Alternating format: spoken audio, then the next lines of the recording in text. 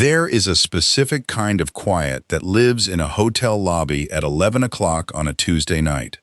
Not the peaceful kind, the alert kind. The kind where the marble floors reflect the recessed lights, and your suitcase wheels sound too loud, and the night clerk at the front desk looks up before you've made it halfway across the lobby, and you both know, for the next 30 seconds, you are the only two people in the entire building who are awake. That is the exact quiet I walked into on a rainy Tuesday night in April, coming in from a client dinner that had run 3 hours too long, in a small mid-Atlantic town called Wexford, where I had no reason to know anybody. The night clerk looked up.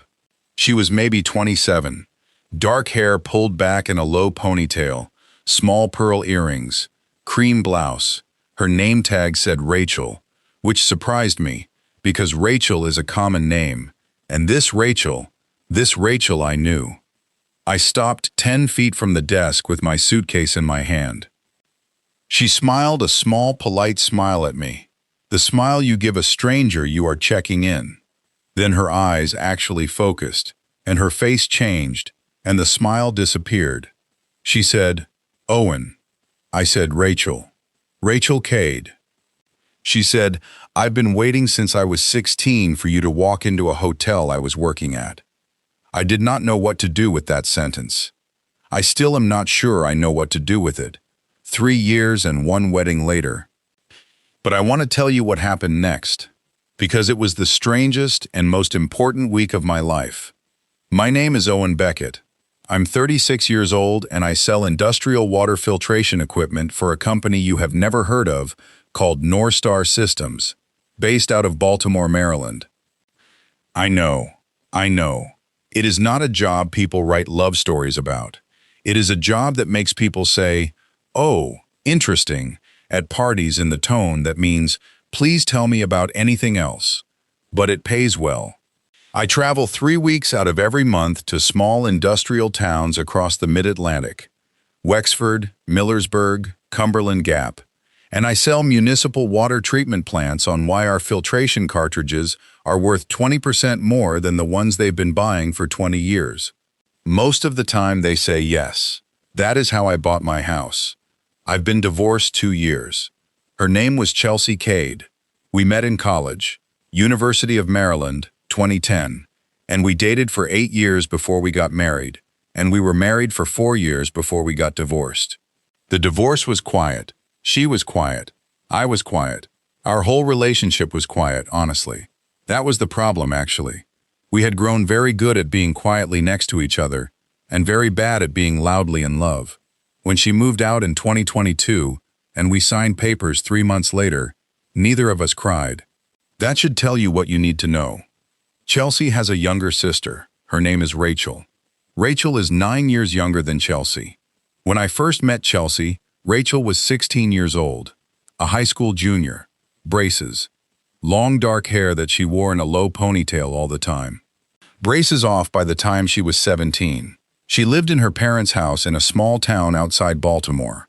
I saw her maybe 3-4 times a year, at family birthdays, at Christmas, at the occasional summer barbecue at Chelsea's parents' place. I never, and I mean this, I never had a single inappropriate thought about Rachel Cade when she was a teenager. I was a 24-year-old college senior when I met her at 16. I was her sister's boyfriend. She was a kid. I helped her once with a chemistry problem at their kitchen table. I asked her what she was reading a few times. I brought her a book on my second summer visit. I don't even remember what book, because Chelsea had mentioned she was going through a phase of reading historical fiction. That was the extent of it. Rachel was my future sister-in-law. I treated her like a future sister-in-law, nothing else. Rachel went to college in Vermont when she was 18, studied hospitality management apparently, though I only vaguely knew this at the time. She came to family events less and less. By the time Chelsea and I got married in 2018, Rachel was 22 and living somewhere in the Northeast. She flew in for the wedding, wore a soft green bridesmaid dress, gave a short toast that made Chelsea's mother cry. She flew home the next morning. That is the last time I saw her, or so I thought. For the 4 years of my marriage, and the 2 years since my divorce, I did not think about Rachel Cade a single time. I did not have reason to. She was Chelsea's sister. Chelsea was my ex-wife. Both of them had moved on. Chelsea moved to Denver about 8 months after our divorce, and I heard through a mutual friend that she was seeing a doctor named Brian and was probably going to get engaged. I sent Chelsea a nice text when I heard. She sent a nice text back. That was the level of contact. Rachel Cade, where she lived, what she did for a living, whether she was married or single or dead in a ditch, was not on my radar. She was not on my mind. She was not, in any way that I could have articulated, still connected to my life. Until the rainy Tuesday night in April when I walked into the Wexford Regency Hotel, a small 4-story boutique property in a small mid-Atlantic town where I had a 2-day site visit at the local water treatment facility, and Rachel Cade looked up at me from behind the front desk. I stood 10 feet from the desk with my suitcase in my hand. She stood behind it, one hand on the check-in monitor. Neither of us spoke for maybe 5 seconds. Rachel recovered first. She let out a small breath, then a small, embarrassed laugh. Then a small, mortified laugh. She said, "Oh my God, Owen, I'm sorry. I'm sorry. That sentence just came out of my mouth like that. I have never said that out loud in my life. I promise. I don't know why it came out." I said, "Rachel." She said, please give me a second. This is very unprofessional. Let me just check you in. Please. I need to just do my job for 2 minutes, and then I can apologize properly." She looked down at her monitor. I could see her hands shaking as she typed. I said, "Rachel, it's okay. Take your time." She checked me in. Room 314. King bed. 2-night reservation. Under North Star Systems. I signed a form. She handed me a key card in a small paper sleeve. She would not meet my eyes. She said, "Elevator is around the corner to your right, Mr. Beckett. Continental breakfast is served in the lobby from 7 to 10. Wi-Fi password is on the sleeve. Have a good stay." She said it in the exact tone every hotel clerk in the world uses when they check in. Every guest in the world. Professional, warm, rehearsed, blank. I did not move. I stood at the desk holding the key card. I said, "Rachel." She looked up at me finally. Her eyes were wet. She said, "Owen, please just take the key and go to your room. Please. Please just do that for me tonight. And tomorrow if you want to talk, I get off at 7 a.m. I will be in the lobby cafe if you want to. But please just go up to your room tonight. I need to compose myself." I said, "Okay, Rachel, 7 a.m. lobby cafe." She said, 7 a.m. lobby cafe. I picked up my suitcase, walked around the corner, rode the elevator to the 3rd floor, found room 314, went inside, closed the door, set my suitcase down. I sat on the edge of the bed for a very long time. I did not open my laptop. I did not brush my teeth. I did not turn on the TV. I sat on the edge of a hotel bed in Wexford, Maryland, and I stared at the wall, and I thought about a sentence Rachel Cade had said out loud in a hotel lobby. "I've been waiting since I was 16 for you to walk into a hotel I was working at." I ran through the whole timeline in my head. She was 16 when I first met her. She would be 27 now. That was 11 years of a sentence. 11 years of what? 11 years of holding on to some private thing she had noticed about me at 16 that she had never mentioned to me or her sister, or presumably anyone. I thought about all the times I had ever seen her. At the kitchen table with the chemistry problem when she was 16. She had thanked me. She had gone red. I had thought nothing of it, because 16-year-olds went red at everything. The barbecue when she was 17.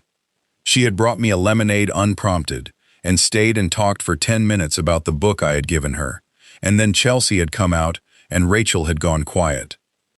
The Christmas when she was 19, home from college. She had sat across the table from me and asked me about my job and my life and my hobbies, and I had answered like an adult explaining things to a college kid. And afterward, Chelsea had said in the car, "Rachel has always been so serious. She talks to you like you're her thesis advisor." The wedding when she was 22. She had given a short toast. She had spent it looking at Chelsea. She had spent it very deliberately not looking at me. I had noticed that. I had thought at the time it was because she was nervous about public speaking. I had never thought about it again.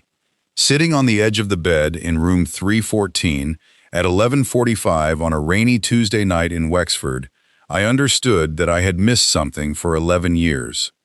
The question was not whether Rachel Cade had been carrying a private thing for 11 years. The question was what I was going to do about it now. I lay down on the bed with all my clothes on, and I did not sleep well. I woke up at 6:30, showered, put on jeans and a sweater, not my work clothes, went downstairs at 7. The lobby cafe was small, 6 tables, a coffee bar in the corner. Rachel was already there. She had changed out of her hotel uniform, blue jeans and a soft gray sweater. Her hair was down.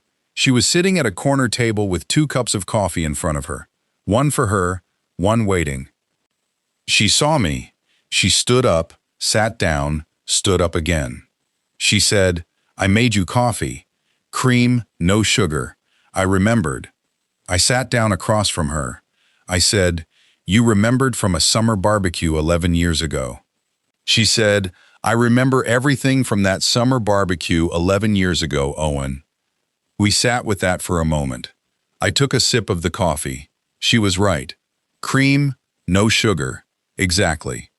I said, "Rachel, I want to talk about what happened last night at the desk. Is that okay?" She said, "Yes. Please. That's why I asked you to come." She took a breath. She looked down at her hands. Then she looked up. She said, "Owen, I want to tell you something very carefully, because I don't want you to think I am something that I am not. Okay?" I said, "Okay." When I was 16 years old and my sister brought her boyfriend home for Sunday dinner for the first time, I was a kid. I want to be clear about that. I was 16. I was reading historical fiction. I had braces. I was a kid. And you were a college senior and you were dating my sister, and you sat down at our kitchen table and you asked me what book I was reading, and you actually listened to my answer. And I remember thinking that in 16 years of my life, you were the first grown man, other than my father, who had asked me a question and cared what the answer was. She stopped, took a breath. That is not, Owen, that is not romantic. I want you to understand. That is a 16-year-old girl noticing that a grown man treated her like a person and not like a kid. That is what stayed with me. Not you, not romantically. The way you treated me, the fact that you brought me a book that summer that you had actually thought about, that you had asked Chelsea what I was reading and gone to a bookstore and picked something. That fact, that a grown adult would take that much care with a 16-year-old, that stayed with me. Because nobody else in my life did. I said, "Rachel, let me finish, please. Okay? I did not have romantic feelings for you when I was 16. I want to be very clear about that. I had noticing feelings. This is what a good man looks like, feelings. Do you understand the difference?" I said, "Yes." And for the next several years, whenever I saw you at family things, I paid attention. Because you were the first data point I had of what a good marriage might look like. My parents love each other, but they are not warm, they are not curious. They are not the kind of people who ask you what book you're reading. And I had been growing up in that house for 16 years, and I had begun to think maybe that was just what marriage was. Distance, politeness. 2 people in the same house who no longer noticed each other, and then Chelsea brought you home, and you asked me what book I was reading, and I thought, oh, so marriage can be that too. She took another breath. Then I went to college. I moved to Vermont. I studied hotel management because, Owen, I studied hotel management because when I was 17, You told me over Thanksgiving dinner that hotel front desk people were the most important people in a traveler's day, because they were the ones who decided whether the traveler had a good week or a bad week. I don't know if you remember saying that. It was a random Thanksgiving comment. But I was 17 and I remembered it. And 2 years later, when I had to pick a major, I remembered it, and I picked hospitality management. Because you had made it sound like a real thing that mattered. I said, Rachel, I dated in college. I had 2 boyfriends. Neither of them stuck. I was picky, Owen. Not because I was waiting for you specifically, because I had a mental picture of what I was looking for. And every man I dated failed against the picture. And after a while, I started to realize the picture wasn't a picture of you. The picture was a picture of the way you had treated me at 16. It was a picture of a man who paid attention. Do you understand? I said, I understand. I graduated. I worked at hotels in Boston, then Providence, then eventually here in Wexford, because they offered me a management track and I wanted to move closer to my family. I have been the night manager of the Wexford Regency for 2 years. I am 27 years old. I am unmarried. I have not been on a real date in a year and a half. That is not because I have been sitting in a hotel lobby waiting for you, Owen. I promise you, I have been living a full adult life. She looked at me. Her eyes were dry now, steady. But when Chelsea called me 8 months ago to tell me that you and she had gotten divorced, and I don't know if you know, she told me, but she did. Something in me went very still. And I realized I had a piece of information in my chest that I had never had before. A piece of information that said, the good man from my 16-year-old kitchen table is now single, and I have been trying to figure out for 8 months what to do with that piece of information, and I had not figured it out. And then last night at 11 o'clock you walked through the revolving door of my hotel with a suitcase in your hand, and I said the sentence I had been thinking for 11 years out loud before I could stop myself. She stopped. She took a sip of her coffee. I stared at her. I said, Rachel, that is a lot. She said, I know. That is a lot to say to a man in a hotel lobby cafe at 7 in the morning. I know. Rachel, does Chelsea know you feel this way? She said, Chelsea does not know I feel any way. Chelsea does not know I have thought about you once since her wedding. As far as Chelsea knows, I am her little sister, and you are her ex-husband, and there is nothing between us. Rachel, if this becomes anything, we have to tell Chelsea. That is not optional. She said, I know. And Chelsea might not react well. I know. Are you willing to do that? She thought about it for a long time. Then she said, yes, I am willing to do that, but not today, not this week, not before we know if there is anything to tell her about. If this is just a strange conversation in a hotel lobby, then we do not need to blow up my family for nothing. But if this is not just a strange conversation, then yes, Owen, I will tell Chelsea, because I will not build anything with you on the back of a secret. That is not who I am. I nodded slowly. I said, that is fair. We sat for a moment. I said, Rachel, what do you want from me right now? She said, I want you to eat breakfast with me, and then I want you to go to your meeting at the water treatment plant, and I want you to come back tonight after your dinner, and I want to have coffee with me again in the cafe when it is closed.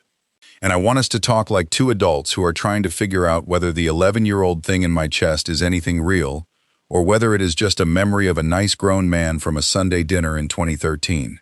That's all. That's what I want tonight. I said, okay. She said, okay. We ate breakfast. 2 eggs, toast, bacon.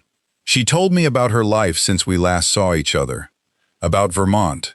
About Providence. About the small cottage she rented outside Wexford.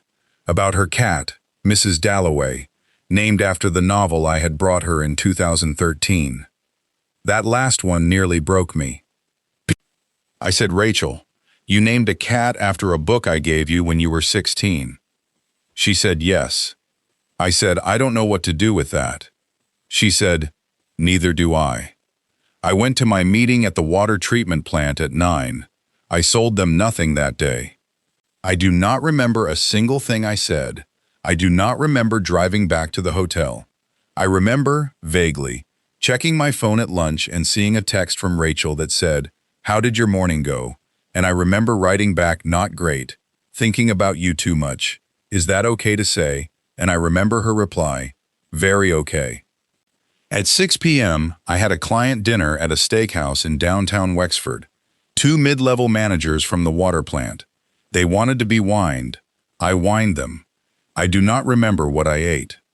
At 9:45, I was back at the hotel. Rachel was at the front desk. She smiled at me. Small, professional, warm. She said, "How was your dinner, Mr. Beckett?" I said, "It was a business dinner, Ms. Cade." She said, "The cafe closes at 10. I get off at 11. Would you like to meet me in the cafe at 11:05 when it is closed and I have the key?" I said, "I would like that very much, Ms. Cade." I went up to my room, changed out of my work clothes, put on jeans and a t-shirt, went back down at 11:05. Rachel was in the closed cafe. She had unlocked it with her manager's key. She had made 2 cups of tea from the small kitchenette in the back. The main lobby lights were dimmed. The cafe had 1 small lamp on at our corner table. It felt like a secret we were sharing with the building. I sat down. She sat down. She said, "Owen?" I said, "Rachel." We looked at each other. She said, "I have been thinking all day about what you asked me this morning." I said, "Which part?" "The part about what I want from you right now. Okay?" She took a breath. "Owen, I want to tell you what I actually want. And I want you to understand that if you say no, or if you say not yet, or if you say this is too much, I will accept it. I will not be hurt. I will be a professional adult. I will check you out on Thursday morning, and I will wish you a good trip home, and I will remember the last 36 hours as the strangest 36 hours of my life. Okay? Okay. I want to date you, Owen. Slowly.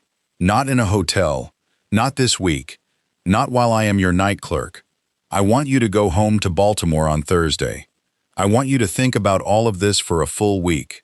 I want you to eat dinner with your friends and take walks with your dog. Do you have a dog? I have a dog. His name is Winston. He's a rescue, border collie mix. Owen, that is very on brand. I laughed. It was the first time I had laughed in 24 hours. She said, "I want you to think about it for a full week. And at the end of that week, if you decide that this thing that has come up between us is real, that it is not just the strangeness of running into your ex's sister at a hotel, then I want you to call me. Not text, call. And I want you to say to me, 'Rachel, I want to try this.' And then we will figure out the rest. The Chelsea part, the how we tell her part, all of that, one careful step at a time, together." She paused. She said, "But if in a week you decide this is not what you want, then don't call, and I will understand, and I will not be broken. I am not 16 anymore, Owen. I have built a life. I love my job. I love my cottage. I love my cat. I will be fine." I looked at her across the small cafe table. I said, "Rachel." "Yes? I don't need a week." She looked at me. She said, "Owen, yes you do. Please take a week. I am not going anywhere. Take a week. Come back to me with a clear head, not with the fog of surprise. I want you to want this from your normal life, not from your hotel lobby brain." I looked at her for a long moment. I said, "You are wiser than me." She said, "I have had 11 years to think about this. You have had 24 hours. I am not wiser. I am just more prepared." I laughed again. I said, "Rachel, 1 week. I will call you next Tuesday night, 9 p.m. She said, "1 week. I will answer." I did not touch her that night. She did not touch me. That was the whole point. We sat in the closed cafe for another hour, talking about small things. her cat, my dog, her sister in Denver, the water treatment plant, her cottage. Around midnight, she said she had to close up. I stood up. She stood up. She walked me to the elevator. At the elevator, she said, "Owen, I'm glad you walked into my hotel." I said, "I'm glad you were the one at the desk." She reached out. She put her hand very briefly on the collar of my sweater, just for a second. Not a touch, a promise. Then she stepped back. I got in the elevator. I did not sleep well that night either. I checked out on Thursday morning at 7. She was at the desk. She was in her uniform. She was completely professional. She said, "Have a safe trip home, Mr. Beckett." I said, "Thank you, Miss Cade." I drove back to Baltimore. 2.5 hours. I did not listen to music. I thought about her the entire drive. I want to tell you about the week that followed. Because Rachel had been right, I did need the week. I needed the week to figure out whether what had happened in that hotel lobby was real, or whether it was the strangeness of surprise. I needed the week to go home to my life and see if she still fit into it once I was sitting in my own kitchen. Monday, I got home, unpacked, took Winston for a long walk, ate leftovers, sat on my couch, thought about Rachel, did not text her, did not call her. Tuesday, I went to work, had 2 internal meetings, ate lunch alone at my desk, thought about Rachel, did not contact her. Wednesday, I called my sister. My sister Margot lives in D.C. and is the person I go to for hard questions. I told her the whole story. About Rachel, about the hotel, about the 11 years, about the week she asked for. Margot was quiet for a long moment. Then Margot said, "Owen, is this a rebound thing? Are you lonely?" I said, "I have been thinking about that. I have been asking myself that all week. And here is the answer I keep coming back to. I have been divorced for 2 years. I have been alone for 2 years. I have been fine. I have been okay. I have been a functional single man with a functional single life. This is not, Margot, this is not a rebound. I do not need Rachel to feel less lonely. I have made peace with being alone." Margot said, "Then what is it, Owen?" I said, "Margot, Rachel is the first woman I have looked at since Chelsea left, who has made me want to be married again. That is what it is. It is not loneliness. It is a very specific feeling that I have not felt in 10 years, and I did not realize I had lost until this happened. And now that it is back, I do not want to walk away from it." Margot said, "Chelsea will be okay, Owen. Chelsea is in Denver. Chelsea is engaged to Brian the doctor. Chelsea will be gracious. And even if she isn't, Owen, Chelsea already left you. Chelsea does not get a veto over your next chapter." I said, "I know." Margot said, "Call Rachel." Thursday. I did not call Rachel, because Rachel had said Tuesday. Friday, I took Winston to the dog park, watched him run, thought about Rachel meeting him, went home, cooked dinner. Saturday, I did the thing I had been putting off. I drove to my parents' house. They live an hour away, and I told my mother about Rachel. My mother has known me for 36 years. My mother listened to the entire story without interrupting. At the end, my mother said, "Owen, Chelsea was a nice girl. Rachel sounds like the woman you were supposed to marry." I said, "Mom, don't say things like that." My mother said, "I am 72 years old, and I have been married to your father for 48 years. I know what I know. Rachel sounds like her. That is all I am going to say. Call her, Owen. Do not be a coward." Sunday, I called Chelsea, not Rachel. Chelsea. That was the hardest phone call of my adult life. Harder than telling my parents about the divorce. Harder than the divorce itself. Chelsea picked up on the 4th ring. She sounded surprised. We had not talked on the phone since 2022. I said, "Chelsea, it's Owen. I need to tell you something. It's important. It's going to be awkward, but I want to tell you before you hear it any other way." Chelsea said, "Okay." I told her the whole story. The hotel, the desk, The lobby cafe. The 11 years. Rachel's speech at 7 a.m. Rachel's request for a week. The week I had been sitting with. Chelsea was quiet for a very long time. Then Chelsea said, "Owen, Rachel is going to be so much better for you than I was." I said, "Chelsea, I am serious. I am not being sarcastic. Owen, Rachel is a warmer person than I am. I have known this her whole life. She feels things. She notices things. I was never good at either of those, and you needed both of them. If Rachel wants you, and you want her, I am not going to be the person who blocks it. I am marrying Brian in September. My life is happening. Your life should happen too." I did not know what to say. I said, "Chelsea, thank you." Chelsea said, "Owen, please be good to her. She is my baby sister, and I love her more than I loved you, if I am being honest. And if you hurt her, I will fly back from Denver, and I will punch you in the face." I laughed, choked, wiped my eyes. I said, "I promise, Chelsea." Chelsea said, "Call her tonight.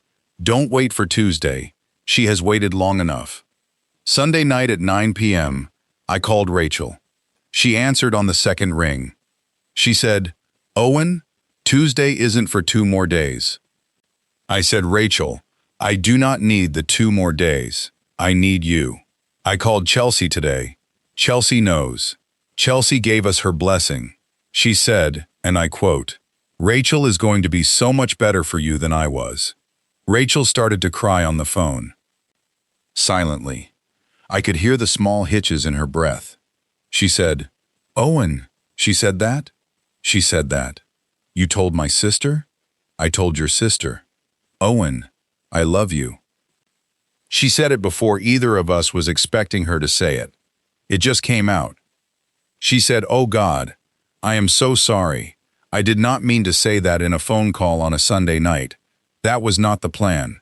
Please forget I said that." I said, "Rachel, I am not going to forget you said that." She said, "Owen." I said, "Rachel Cade, I love you too. And I am going to drive to Wexford tomorrow morning to tell you that in person." She laughed, cried, laughed again. She said, "Okay. Tomorrow." I said, "Tomorrow. I want to tell you about the year that followed, because it was not what you might expect from a story that started at a hotel front desk. I did not move to Wexford. Rachel did not move to Baltimore. We were both grown adults with jobs and homes and dogs and, in her case, a cat named after a Virginia Woolf novel.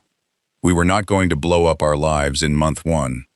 Instead, we drove, a lot. Baltimore to Wexford is 2.5 hours. We alternated weekends. I would drive up on Fridays, she would drive down on Fridays. We spent Sundays exhausted in each other's kitchens. Chelsea called me twice in the first month, once to check on me, once to check on Rachel. Both times she told me the same thing, please be good to her. Both times I promised. By the 3rd month, Chelsea had started texting Rachel again. The 2 sisters had drifted somewhat during college, and by the 6th month, they were talking every Sunday. Chelsea flew back for Thanksgiving. She hugged me at her parents' front door. She did not punch me. She winked at me instead. Rachel and I took the year slow. Slow was our word. By the 3rd month, I had met her cat.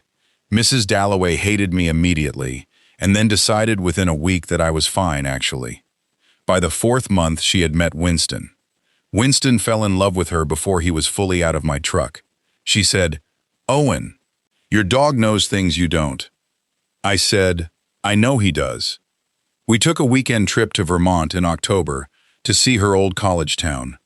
She showed me the coffee shop where she used to grade papers. She showed me the bookstore where she had bought her first hardcover copy of Mrs. Dalloway. She showed me the little bench outside the library where she had sat one October afternoon in 2016 and, according to her, made a promise to myself that if I ever met a man who felt like the man at my sister's kitchen table, I would say something out loud instead of being quiet about it for the rest of my life. I sat on that bench with her. I said, "Rachel, you kept the promise. She said, I kept the promise. That was the weekend I decided. I did not propose in Vermont. That would have been dramatic. Rachel does not like dramatic. I proposed in her cottage kitchen one Sunday morning in February while she was making pancakes and I was reading the paper. She turned around from the stove to hand me a plate and I said, Rachel. She said, yes. I said, marry me. She said, okay. I said, that's it? Just okay? She said, Owen, I have been ready to say okay to that sentence for a very long time. I am not going to make it more complicated than it needs to be. We got married in June. Small ceremony. Her parents' backyard. Her father walked her down the aisle. Chelsea flew in from Denver. Chelsea was the maid of honor. At the reception, Chelsea gave a toast. She said, for 11 years, my baby sister carried a very quiet piece of information around in her chest. I did not know she was carrying it. Nobody knew she was carrying it. She is a very quiet person, my sister. That is her superpower. She sees people, and she does not need to announce that she has seen them. Chelsea looked at me. She said, Owen, my baby sister has waited for you since she was 16. Not romantically, not creepily. She waited because you were the first grown man who ever paid attention to her, and she wanted to see if there might be a version of her life where a grown man like that showed up for her. And here you are, at 37, standing at the front of a garden with her, and I have never in my whole life been so happy to be the person who introduced two people accidentally. Everybody laughed. Chelsea raised her glass. She said, to Rachel and Owen, to waiting, and to the people who are worth waiting for. Everybody cried, even the ones who had never met either of us before that day. Winston stole a napkin. Mrs. Dalloway, watching from a window inside the house, judged us all silently. There is one more thing I need to tell you. Because 3 months after we got married, 3 months and 11 days after our wedding, to be exact, Rachel and I were unpacking the last of her boxes into our new house in a small town halfway between Wexford and Baltimore. She had sold her cottage. I had sold my house. We had bought a slightly larger farmhouse together, with a proper yard for Winston and a proper reading nook for Mrs. Dalloway. I was unpacking a box of Rachel's books in the living room when I found it.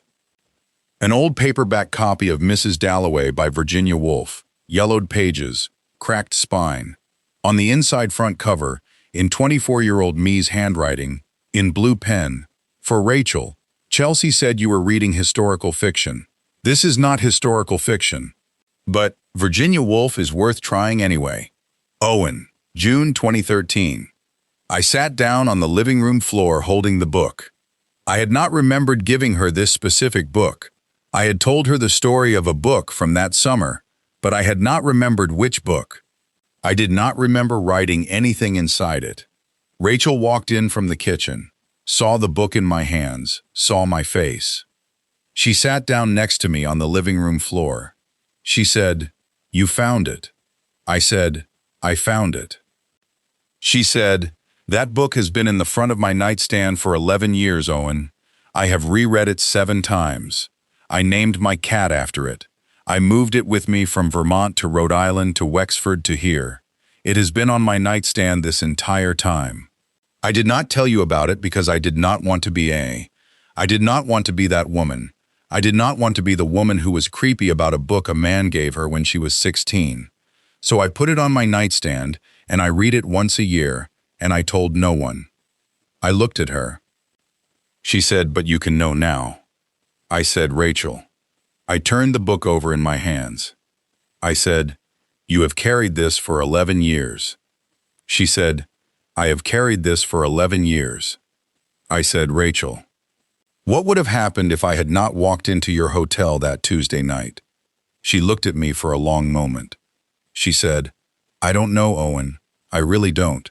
I think I would have kept the book on my nightstand for the rest of my life. I think I would have loved somebody eventually. I think I would have been fine. But I think somewhere in me, on the day I died at 90, there would have been a small, tiny piece of Rachel Cade that had spent her whole life waiting for the man from her 16-year-old kitchen table to walk into her hotel. She smiled. She said it's okay. He walked in. Everything worked out. We sat on the living room floor with the book between us.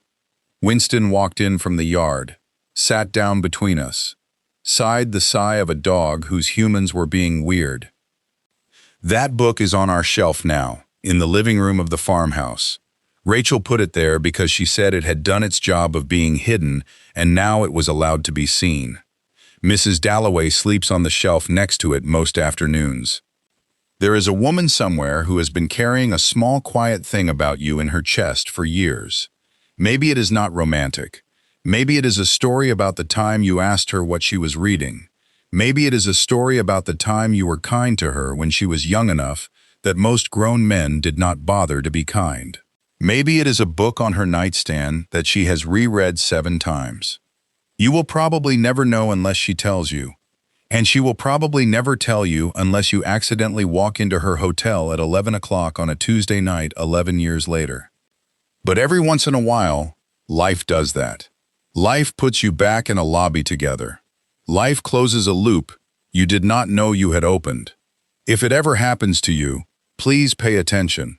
The quiet ones have been waiting the longest. If this story reached something in you, if there is somebody from your past you have been quietly carrying, or somebody who has been quietly carrying you, hit that subscribe button and tell me their name in the comments below. I read every single one, and every once in a while one of your stories becomes the next one I tell. Until then, pay attention to the quiet ones. They have been waiting the longest to be seen.